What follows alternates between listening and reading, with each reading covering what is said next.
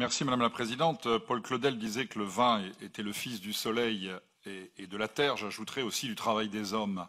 3 millions d'actifs directs dans l'Union européenne et beaucoup plus d'emplois, bien évidemment. Nous avons dit que le vin était un secteur économique énorme pour notre continent. Cependant, le vin, ce n'est pas seulement un secteur économique, c'est une culture, ce sont des traditions, un art de vivre, des paysages, des animations dans des villages qui sont souvent oubliés, un marqueur civilisationnel, un marqueur d'identité.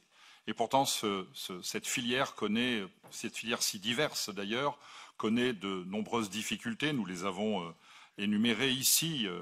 La baisse de la consommation qui était extrêmement inquiétante avec le problème des stocks. Et je pense que cette baisse de la consommation s'explique bien évidemment, nous l'avons dit, par l'inflation. Mais elle s'explique aussi par cette politique de criminalisation du vin. Il faut effectivement, comme l'ont dit beaucoup de nos collègues, arrêter de stigmatiser le vin comme on stigmatise la viande. Cette dictature hygiénique qui déferle dans nos sociétés est redoutable. Parce qu'on nous dit, oui, mais c'est bien, on consomme moins de vin, donc on consomme moins d'alcool. C'est faux. Les jeunes qui consomment moins de vin consomment autant d'alcool, et pas forcément des alcools de grande qualité. Donc arrêtons ce discours qui est faux.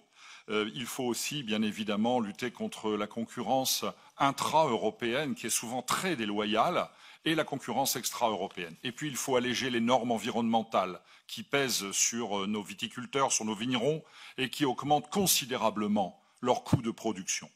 L'Union européenne n'est pas seulement faite pour subventionner la casse des bateaux de pêche, la casse des usines ou l'arrachage. J'ai entendu tout à l'heure un collègue qui parlait d'arrachage, arracher une vigne. Je suis d'accord avec Madame Imard, c'est détruire une parcelle de notre identité. Arracher les vignes, c'est détruire un paysage et c'est remplacé par quoi? L'Union européenne doit faire la promotion de la filière du vin, défendre nos vignerons, parce que c'est essentiel pour notre identité, notre économie et notre civilisation.